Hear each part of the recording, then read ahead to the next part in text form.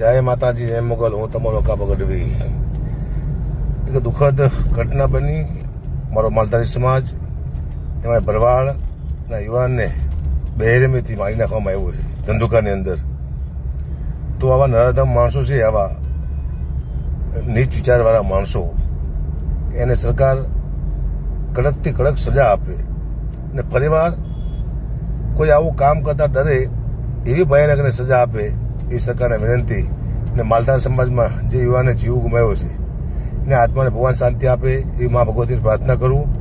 અને હવે પછી આપણા માલધાર સમાજમાં કોઈને કાંઈ આવી ઈજા ન થાય, કોઈનું અકાળે મૃત્યુ ન થાય એવી પણ માને પ્રાર્થના કરું છું.